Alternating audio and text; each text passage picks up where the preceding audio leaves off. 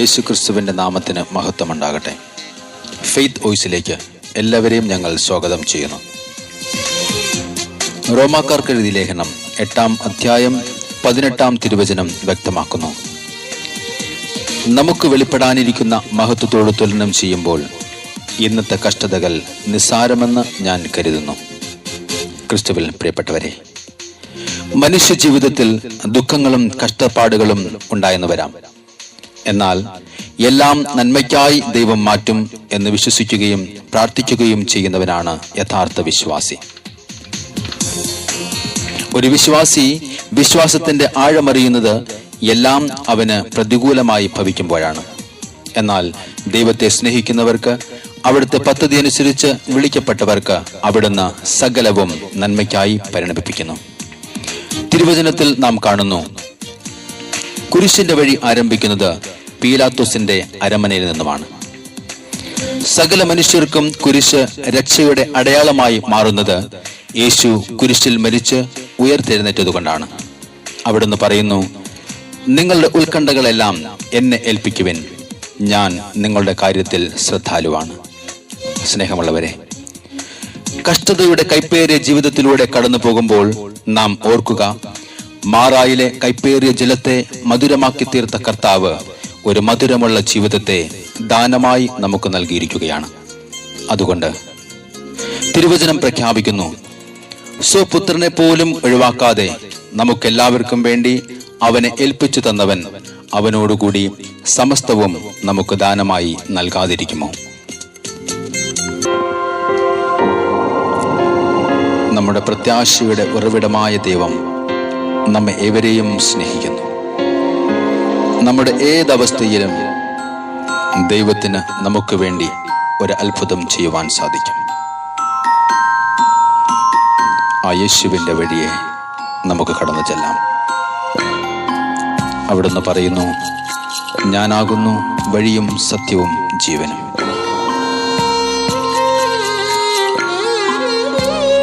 അവിടുത്തോടുകൂടി നമുക്ക് നടക്കാം.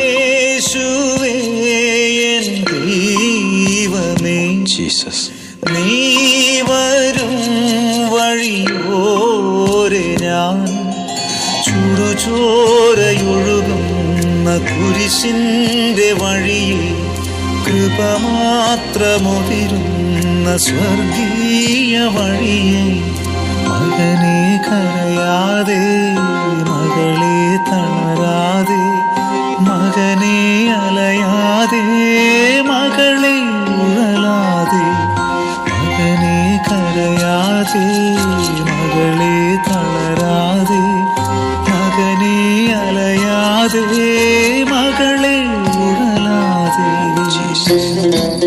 ദൈവത്തിൽ ആശ്രയിക്കുന്നവരെ ഒരു നാളും അവിടുന്ന് കൈവിടുന്നില്ല.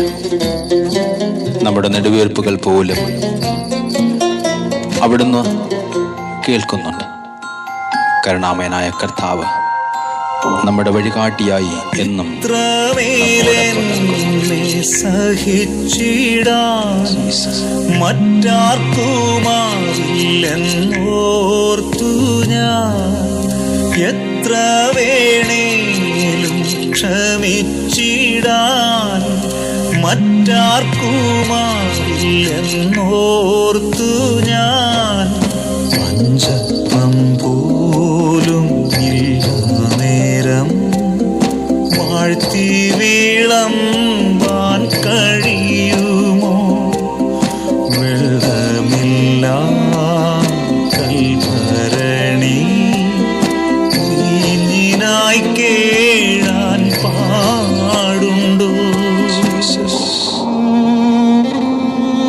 മകനെ കരയാതെ, മകളെ തളരാതെ, മകനെ അലയാതെ, മകളെ ഉഴലാതെ, മകനെ കരയാതെ, മകളെ തളരാതെ, മകനെ അലയാതെ, മകളെ ഉഴലാതെ. കർത്താവ് പറയുന്നു, ഞാനിതാ നിന്റെ ഹൃദയത്തിൽ വന്ന് മുട്ടി മുട്ടി വിളിക്കുന്നു. എൻ്റെ സ്വരം കേട്ട് നിന്റെ ഹൃദയം എനിക്കായി തുറക്കുമെങ്കിൽ ഞാൻ നിന്റെ ഉള്ളിൽ വരികയും നാം ഒന്നിച്ച് ഭക്ഷണം കഴിക്കുകയും ചെയ്യും. നമുക്ക് യേശുവിനെ നമ്മുടെ ഹൃദയത്തിലേക്ക് ക്ഷണിക്കാം. കൈപ്പേറും കാസനുകരുമ്പോൾ ഗത്സമേനെന്നറിഞ്ഞു ഞാൻ. നീങ്ങാത്ത മുൾകളാൽ മുറിയുമ്പോൾ ക്രൂശിതൻ വീണതോർത്തു ഞാൻ. എവിടെയൻ ദൈവമെന്ന ചോദ്യം ശല്യം ചെയ്യുന്നു. എങ്കിലുമീ പാനപാത്രം ചങ്കിലേന്തും എന്നാഥനായി. യേശുവേ എൻ ദൈവമേ, യേശുവേ എൻ ദൈവമേ, നീ വരും വഴിയോരെ ഞാൻ ചുടുചോരയൊഴുകുന്ന കുരിശിന്റെ വഴിയെ കൃപമാത്രമുതിരുന്ന സ്വർഗീയ വഴിയെ. മകനെ കരയാതെ, മകളെ തളരാതെ, മകനെ അലയാതെ, മകളെ ഉഴലാതെ. മകനെ കരയാതെ, മകളെ തളരാതെ, മകനെ അലയാതെ, മകളെ ഉഴലാതെ. എന്നേ ദിവസം ഇത് കേട്ടുകൊണ്ടിരിക്കുന്ന സകലരും യേശുക്രിസ്തുവിൻ്റെ അനുഗ്രഹവും സംരക്ഷണവും ഉണ്ടാകട്ടെ എന്ന് യേശുക്രിസ്തുവിൻ്റെ നാമത്തിൽ ഞങ്ങൾ പ്രാർത്ഥിക്കുന്നു.